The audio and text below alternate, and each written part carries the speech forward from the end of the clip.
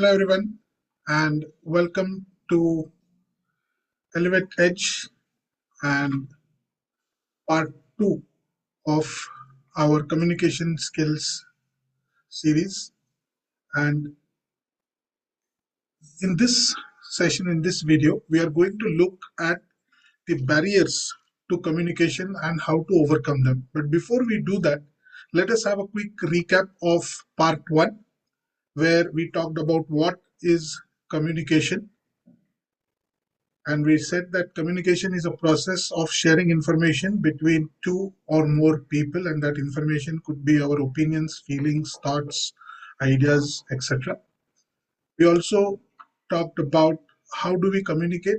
There are two aspects to it: verbal communication and non-verbal communication, and we need to balance both of them so that we ensure that our communication is 100% complete. We talked about the process of communication, how a sender takes the message that he wants to send across, encodes it, uses different channels to get the message out to the sender, and how the sender then decodes the message, comprehends the message, understands the message, and then communicates the understanding of that message back to the sender. We also had looked at why the communication skills are important. For man being a social animal, we need to communicate with our fellow human beings who are a part of the society. So how it helps us build trust, how it helps us build and nurture professional and personal connections, how it is important in building brand loyalty, in leading to satisfaction of clients. And now in this video, we are going to talk about barriers to communication and how can we overcome those barriers. So when we talk about barriers basically means anything or anybody that hampers our communication with others. So before we move ahead, if you could make a list of the barriers that you think are preventing you from communicating effectively with others.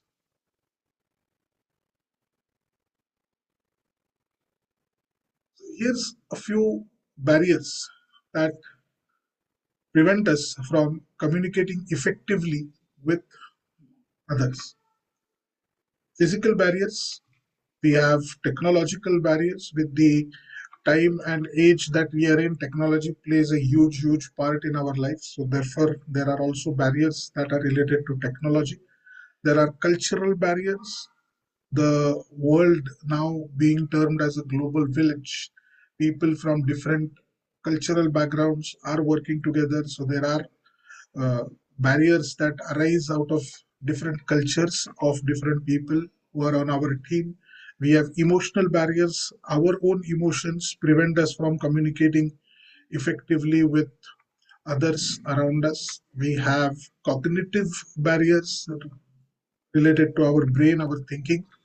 We have perception barriers. How we perceive other people, how we perceive ourselves can also lead to us not communicating as effectively as we should with other people. And then, of course, we have language barriers. People from different linguistic backgrounds, people speaking different languages, are now becoming a part of teams. So there are barriers that come into play because of the language. So let us look at each one of these in a little bit detail, where I will show you what these barriers are, and we will also look at how to overcome those barriers as well. So physical barriers, these include distance. People standing too far away from each other who are trying to communicate won't be able to communicate with each other because of the distance between them. Like when we used to communicate or try to communicate with our friends in school while we are playing on our school playgrounds, the distance used to be a challenge, a barrier. Then we have obstacles. Obstacles, as in if there are physical obstacles like pillars, walls, cubicles, etc., that are there in our offices, then that could be a barrier to communication. Background noise. Nowadays, we are opting for uh, online meetings or online training sessions or video meetings, video calls, then that could be uh, an efficient way, effective way, but it still has got a barrier about physical barrier, background noise that is there that we can hear behind us. That could be a barrier. Time zone difference. People are connecting with each other at different times on their local time. So if I'm connecting with Indian time of 9 a.m., then it necessarily need not be 9 a.m. in Australia. It could be a little bit ahead, or if I'm connecting with somebody in UK, it could be a little bit behind. So we need to take uh, cognizance of that fact as well. Crowded spaces. Ever tried communicating in a crowded space where people all around you are chatting, talking, discussing, pushing against you with each other? Even that is a barrier for effective communication. Poor lighting could be a barrier, because if the lighting is poor, the room or the meeting room, physical room is not well lit, then we won't be able to observe the other person, the person who is speaking, or even, and with that, we won't be able to see the person's body language, the person's facial expressions, the gestures. That could be a problem. Even now, when we do video meetings, we have a tendency to keep our videos shut. That could be a problem. That could be a physical barrier. Same as poor loud lighting, poor acoustics. The acoustics in the room. Try speaking in a big room to a small people, or try to speak to large number of people in a very constrained space. That is an example of poor acoustics. Even again, coming back to online meetings, the internet connection, that could lead to poor acoustics. Personal belongings. I've seen people carry their bags, carry their laptop bags, school bags, ladies carrying their accessories along with them on their hands, shoulders. They could be a distraction for the other person. They could be a distraction for us. If we are trying to communicate effectively and my laptop bag is kind of heavy and it starts feeling heavy in my hand, then I won't be able to concentrate on what I'm trying to say or how I'm trying to say, because my entire attention is now moved to the heavy laptop bag in my hand or the sling bag across my shoulder. That could be a personal belongings creating a physical barrier. Even sometimes we have the habit of putting the laptop bag or a bag in between the person that we are trying to speak and ourselves, creating somewhat of a barrier. That could be an example. Grooming, poor grooming. If I am not well groomed when I'm talking to other people, they won't feel like listening to me. If they are not groomed when they are talking to me, I won't feel like listening to them. So all these things combine to make physical barriers that hamper our effective communication with other people. So how do we overcome that? A, use appropriate channels. As far as possible, try to communicate in a physical, real life, face to face meeting. If that is not possible, then opt in for a video call or a phone call or a WhatsApp video call or stuff like that. Balance your verbal communication with non-verbal communication, your body language, gestures, and everything. Seek out a quiet space. If you're making a video conference, seek out a quiet space where you will be not disturbed. You can listen to what the other person is saying, and this implies to even physical meetings. Minimum background noise. Try to have very less or no background noise if possible, but in our offices nowadays, we know that that is not possible. There are other people who are jumping on calls. There are other people who are having video conferences and everything is happening. So try to find a place where there is a minimum background noise. Use noise cancelling headphones, so if there are other background noise at your end or at the other person's end, you would not be able to hear them. The other person would be able to speak well, everything. Adequate lighting. Check if your room has adequate lighting. Avoid meeting the video conferencing calls, doing it in no in less of lighting or poor lighting conditions.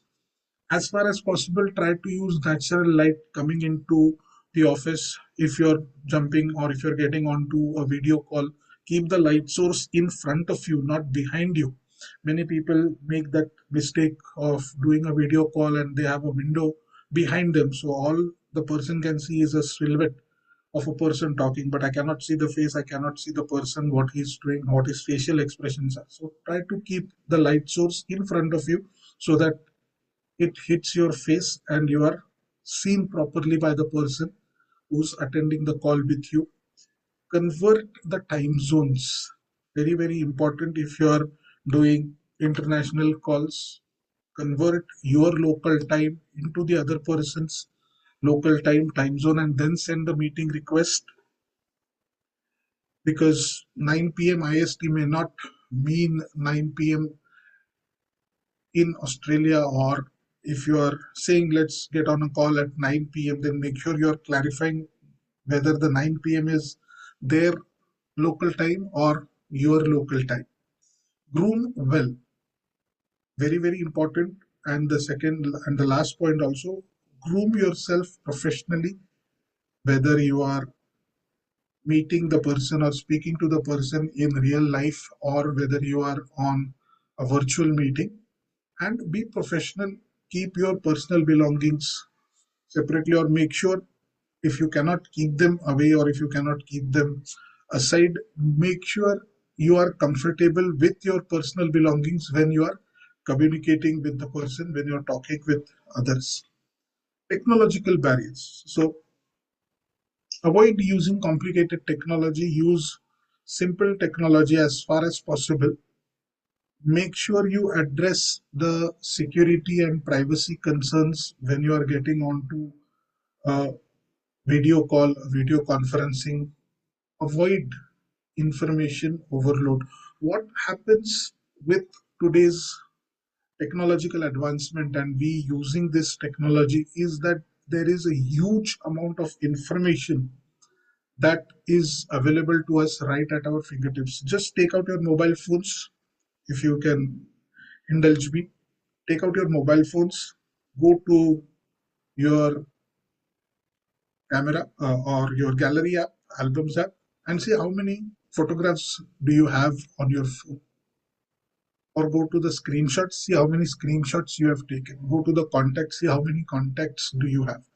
Go to WhatsApp and look at how many contacts you have in WhatsApp, and see how long have you been communicating with them. Have you communicated with all the people that are there on your WhatsApp contacts, or you're just communicating to 5 or 10 and the others are what I call the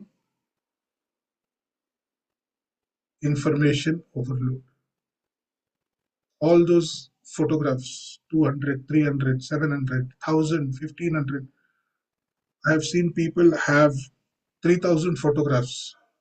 Once I asked in my class, how many photographs do you have in your album, in your gallery? I had one of the persons saying 11,600 something. And that is the largest number that I've heard so far. So that is what I call as information. Just because there is technology that is available to us, don't use it to hoard information or create an information overload also for others. When you are sharing information, classify it into two parts. Need to know, which should be communicated very early on, and then if time permits and the other person appreciates, share the nice to know part. Don't share information just because it is easily available and easily accessible. Avoid the digital noise. Information overload is what causes digital noise. Digital noise can be referred to as all those factors that prevent us from focusing on that particular piece of information or that particular piece of knowledge or that particular piece of communication that we want to have with the other person. Plain and simple. Sometimes we take screenshots, oh, because this is useful, this is useful, this is useful. So what we do is we quickly keep on taking the screenshots. It has happened with me a number of times, and then when I need that particular screenshot, when I know that okay, I have that particular data, particular piece of information with me in my phone as a screenshot, then it becomes difficult to check it out, because there are so many screenshots that we would have taken, that finding that out. So those other screenshots are the digital noise, and the screenshot that I want is now buried under that digital noise. So avoid digital noise, using of outdated broken technology or devices. Skype, long gone. Today we are talking about doing calls on Zoom or Teams or WebEx and other things. Software incompatibility. Many times it has happened to be Zoom sends us the updates, but suddenly what happens? You have a meeting at 3 o'clock, you log in at 2:55, and then you see an update say the pop up on your computer saying there is a Zoom update. So you say update now, and it takes 10 minutes. Then you have nothing to do but wait till the update is complete and everything comes back. So make sure your softwares are compatible with the machines or with the devices that you are using. Make sure the updates are taken from reliable sources, otherwise your devices are at risk. And last but not the least is the internet connection. Make sure you have a steady, stable, good internet connection when you are on a call. If not, then the solutions are use simple technology. Don't complicate things. A separate uh, camera, a separate microphone, a separate speaker. See if you can use the computer speaker, see if you can use the integrated webcam, see if you can use the integrated mic. Become tech literate. I can still remember I had to start when we were at the beginning of our pandemic, the beginning of lockdown. A lot of our sessions had been transferred to online, and I had to learn how to use Zoom. But unfortunately, the same enthusiasm wasn't shared by others, whether they were presenters or whether they were attendees. So I remember we had to keep aside a separate hour or so just to show our participants how to use Zoom when they are presenting and how to use Zoom when they are attending. So become tech literate does not mean you start learning about coding and Python and everything, but whatever technology that you are using, you should be aware about what it is that you are using, how it is used, and some basic troubleshooting if anything comes up.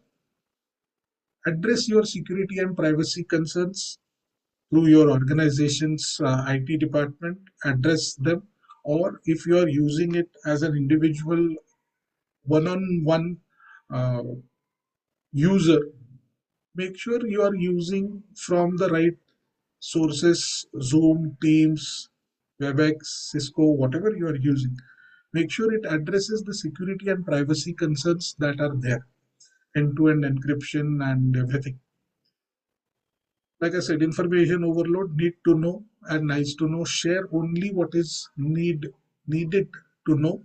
And then if you have the time and the bandwidth and the other person would appreciate you sharing anything extra, then share the nice to know. Software incompatibility, you take regular meeting, you take regular updates, make sure you log in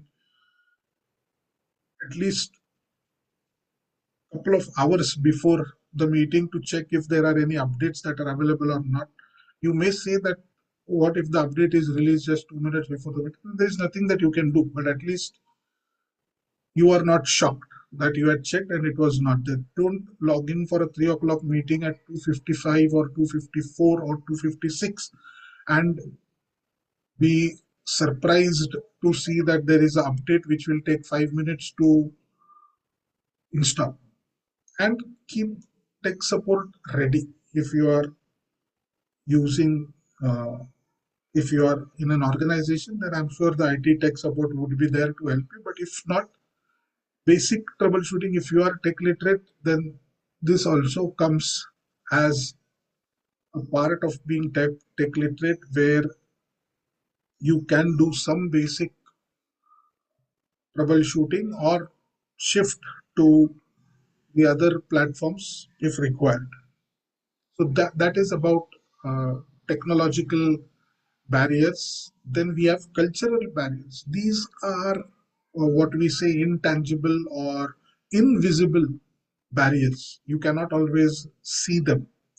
And these stem from social customs or traditions, where from the area where those people are, from the country where those people are. Cultural barriers could also be seen through nonverbal communication. In some cultures, they see it as impolite to shake hands. In some cultures, it is okay to shake hands. And these cultural barriers arise because of the cultural backgrounds of those individuals, those people, where they are from, how they have been brought up, and how they have been uh, raised. So be aware. Humor, one of the bigger cultural barriers is humor. Not all jokes that you feel are funny and acceptable will be funny and acceptable to other people. So be very, very careful. Language, the slang language that we use, or idioms or phrases that we use, or colloquialisms, colloquial language that we use would not be acceptable to other cultures as well. Then there are some bias and preconceived notions about we may have about a certain group of people, or about a certain community, or about a certain gender, which should be kept outside, or which should be handled in a very, very sensitive and professional manner.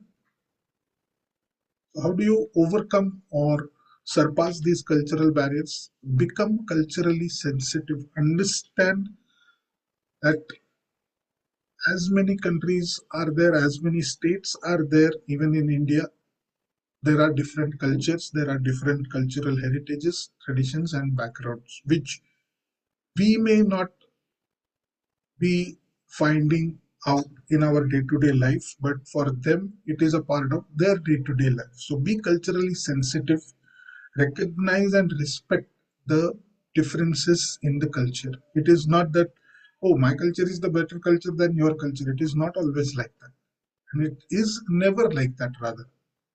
Every person, every geographical location has a particular culture, and it is our duty and our responsibility to recognize and respect that cultural difference. Use polite and professional language.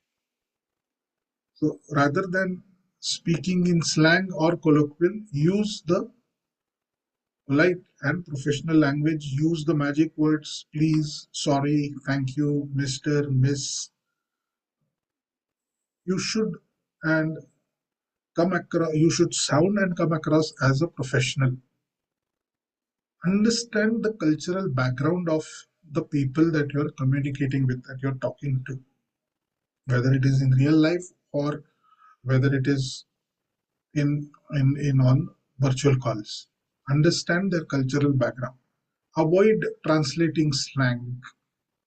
Sometimes we tend to translate slangs or colloquials or idioms that sound good in a particular language or in our language, and we translate it into, let's say, English, because English we see is a common language that many people, most of the people understand, and we translate into that, and the entire meaning gets lost, or it does not have the impact that it is supposed to have. So avoid translating slang, avoid translating your idioms into English or into any other language unless you know the language and you are able to translate it correctly.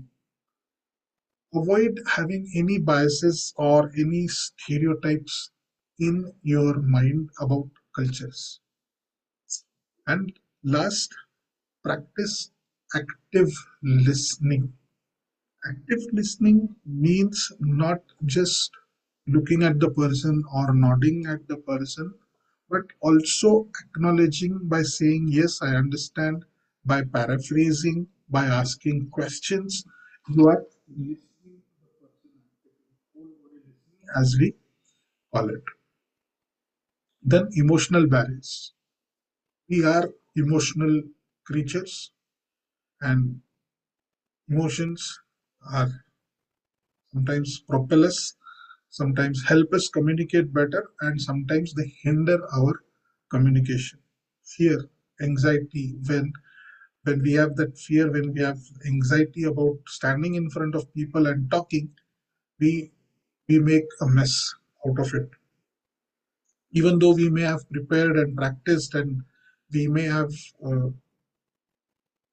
learned or uh, memorized our entire speech, it becomes very, very difficult to focus because of our fear and anxiety. Anger and resentment. If we are angry, if we are uh, furious at somebody, then that shows in the words that we use, that shows in what we are saying, the words that we use. So make sure about that as well. Guilt and shame. When we are ashamed of ourselves and we feel guilty, again, it uh, finds its way in our words, it finds its way in our uh, voice modulation, it finds its way of impacting our communication as well. Pride and ego. When we are too proud or when we are too full of ourselves as well, we communicate in a very, very ineffective manner. Or to take it a couple of steps further, we may also come across as a very narcissistic person. And all of that emotionally also leads to people not trusting us because we are not able to communicate well, because it leads to poor choice of words as well. People don't tend to trust us as much as we would like them to. So how do we overcome that? Become self-aware in the sense that know your emotions, know what triggers those emotions, and how can you overcome those emotions before you start communicating. How do those emotions show in your body language? How do those emotions come across in your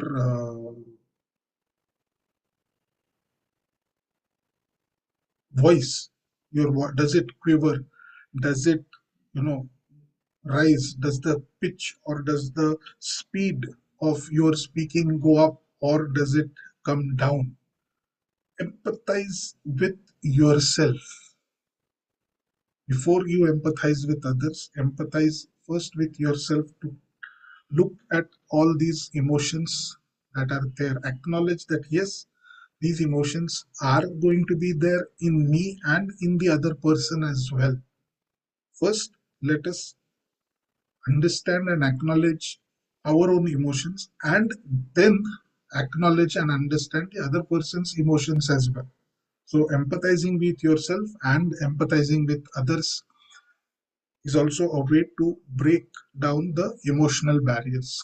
calm your emotions before speaking. I have a very, very vivid memory of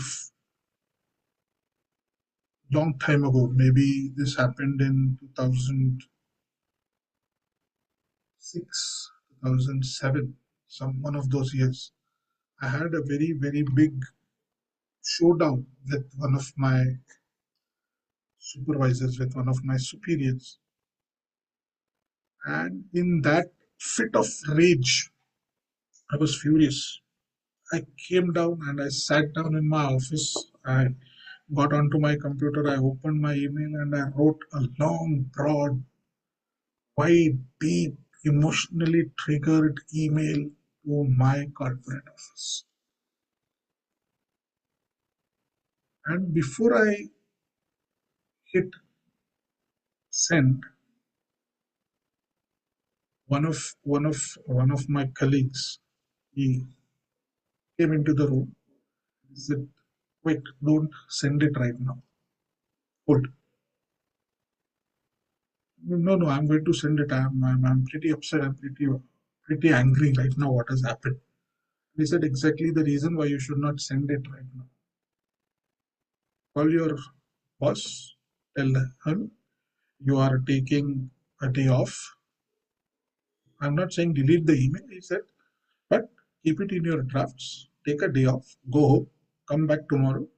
After 24 hours, if you still feel the same way, send the same exact email, but don't send it right now." And that has been one of the greatest lessons that I have learned. Even uh, after so many years, I remember I do not send out emails A when I'm very happy, or B when I'm very angry or very sad.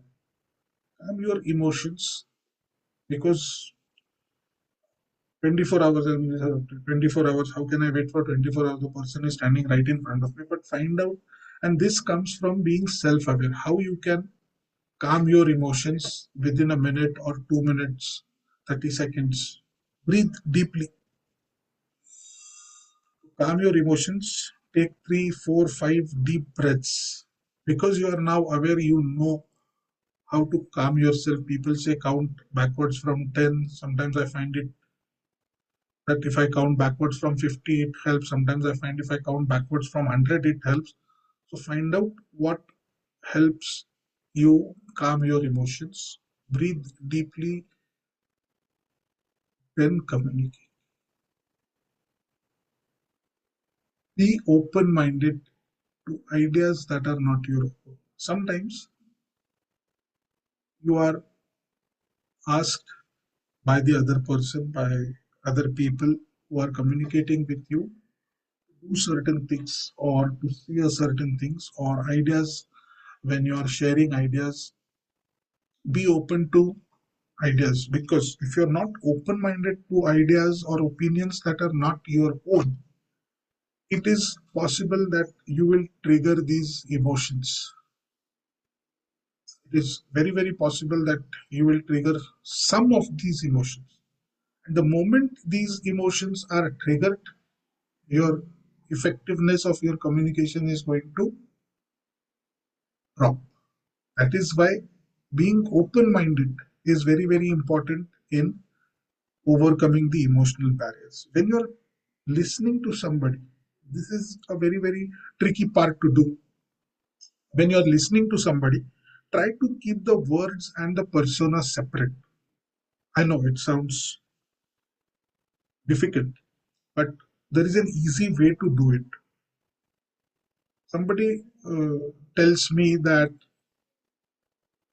"Mr. I don't think what you're doing is right." I may have a bias, or I may have a notion about that person. So I may take it, oh, he's, pointing finger at me, he's doubting my credibility. Now I'm letting my ego creep into the equation. I will suddenly be angry. Why does he think? Who the hell does he think he is to tell me that this won't work? Or I may have a fear, oh, what if he is right? Then what should I do? Then what will happen? suddenly the effectiveness will fall down. So what you should do to keep the words and the persona separate is you have listened to the words, ask them why do they think so. Very, very simple. Before you react, before you tell them why it will work, ask them why do they think that it is not going to work, or why do they think dash fill in the blanks. Why do they think that it is not going to work? Why do they think that it is not a good idea? Why do they think that the proposal will get rejected? Fill in the blanks with whatever is the situation there. What you are doing is again connecting back to your self-awareness. You are able to now keep your emotions in check. So try doing this for all the negative things that the person tells you. It will help. Keep the words and the persona. Persona is the person or the identity of that person separate. Oh, because he is junior to me, how can he say that this idea won't work? He has just joined the company whereas I have been in the company for 10 years. How can he tell me that this will not work? I know the company better. So keep it separate. Ask them why do they think that it won't work. Then we come to these cognitive barriers. Cognitive means related to the mind or related to how we think. Poor listening skills. We think that we are good at listening, but last 48 hours, just think, in the last 48 hours, how many times has it happened that you are speaking to somebody while that person is speaking to you, you are on the phone and you are checking your social media feed, or you're checking your emails, or you're checking your messages. Just think about it. It happens to most of us, it happens to many of us. So poor listening skills, selective listening, listening only to certain portions of the conversation. Only what we want to hear, we will hear, the rest we will beep out. Overgeneralization when speaking. You always do things like this. You have never accepted my point of view. These are overgeneralization. That means we don't know what we are speaking. Limited or poor choice of words. How was the movie? Somebody asks you. What do you say? Oh, the movie was good. Then you went out for dinner. Oh, yes, we went out for dinner. How was the hotel? How was the restaurant? Ah, the restaurant was good. And how did you like the food? Oh, the food was good too. I hear you are reading a book. How's the book? The book is good. Did you notice anything? Everything that I described or everything that I wanted to appreciate, I used the word good. The movie is good. The food is good. The restaurant is good. The book is good. Cognitive barrier. Because we have limited or poor choice of words. That means we are only using a few words that are there. And lack of focus. We are not able to focus on the person who's speaking or on what he is speaking. Sometimes we either focus on the person but not on what he or she is saying. How do we overcome that? How do we overcome these barriers? Listen actively. Whole body listening, like we have seen in the earlier uh, part of the session. Build vocabulary, build simple vocabulary. Don't become Shashi Tharoors all of a sudden overnight. It is not going to help. If you find yourself using a particular word like good is a common word that commonly everybody uses. Find out alternatives for that particular word. Find out, instead of good movie, what can you use to describe the movie.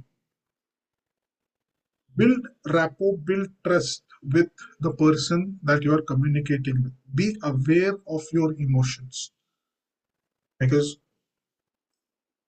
if you're not aware, again going back, if you're not aware of the emotions, then you won't know how to control those emotions. The moment you don't know how to control those emotions, you will start, either you will start listening selectively, or you will stop listening, or you will completely zoom yourself out of the conversation.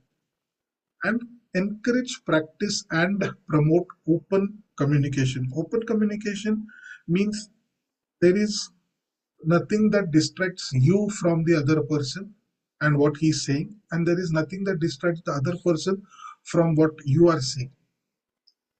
Be assertive, especially when you are communicating openly with the other person. You are not distracted, you have kept away your phone, you're not checking your phone, you're focused completely on the person and on what he or she is saying. Then be assertive enough to tell them, I would appreciate if you keep the phone away while I am speaking with you. Sometimes people need to be pushed. So those are the cognitive barriers and how to overcome them. Let us look at the perception barriers. Perception barriers means how we perceive the world, how we perceive other people. We make stereotypes, we have our own biases, we make inaccurate assumptions, and we are quick to judge, quick judgments. Oh, he or she is, from XYZ place, so he or she must communicate like this. Typically, uh, the North and South Indian, we have certain biases about that. We are quick to judge people. Oh, he is from XYZ place. Sounds like a village name, so I don't know whether he or she will be able to speak in English. So don't, they say, judge a book by its cover. Then we have what we call as an anchoring bias. The first information that we hear or that we see, we hold on to it and we presume it to be true. And last of the perception barriers is ambiguous body language. We are not good at reading body language. So certain gestures we may not be able to read properly, or what are called as gesture clusters. 2 or 3 gestures come together to form a cluster.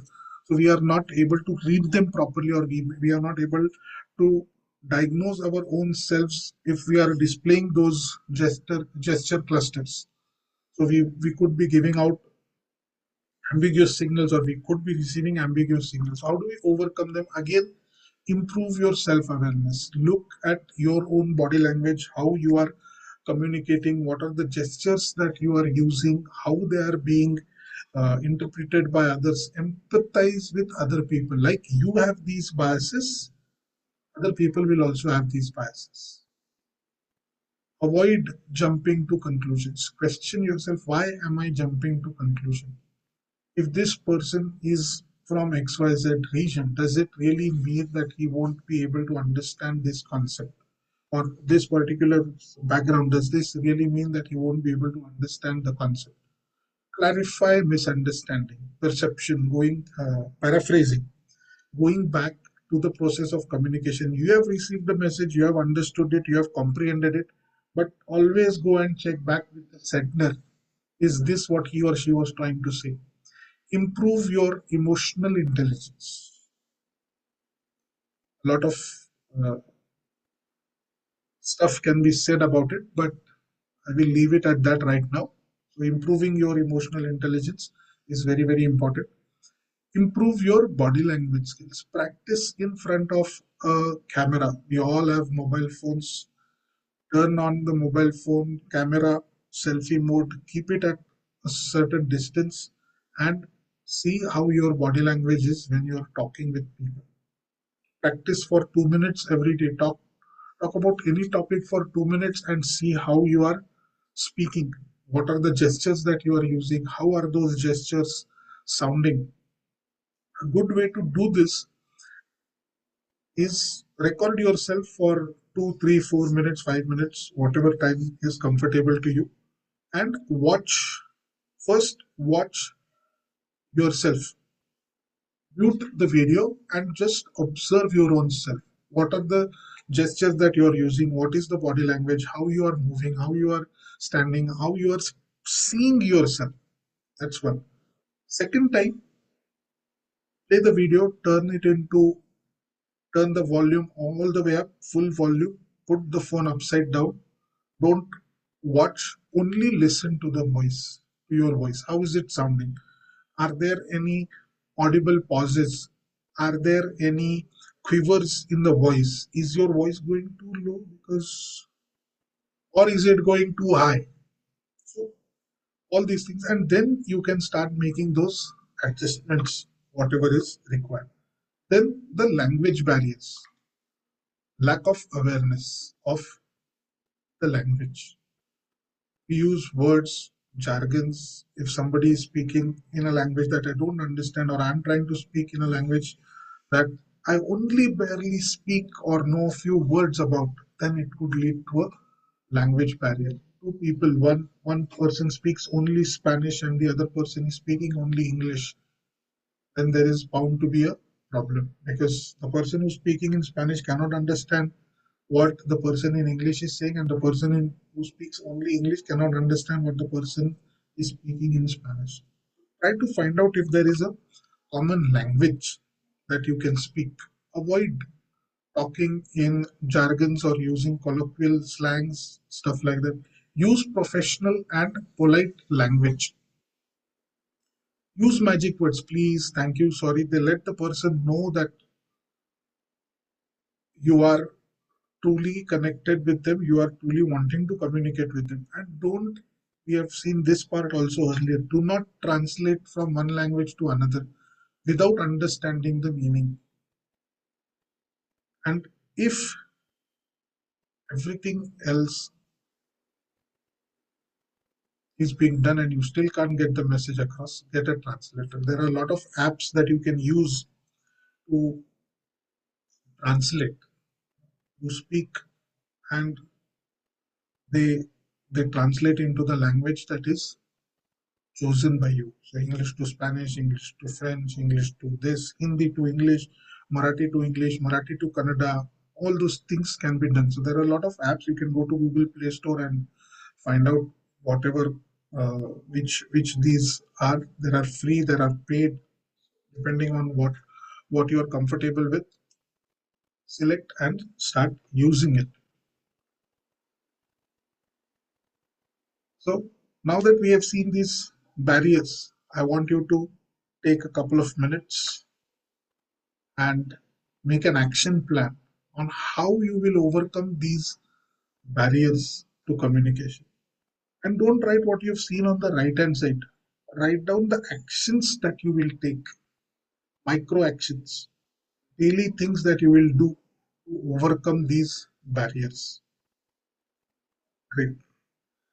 So thank you, and do hit the like and subscribe button so that you are aware when the next part, the third part of this communication skills series is available for you on this channel. In that, we are going to talk about 5 ways. I'm going to share 5 tips on how to improve your communication skills. So stay tuned for that next part. Until then, I will say goodbye and see you in the next session. Thank you very much.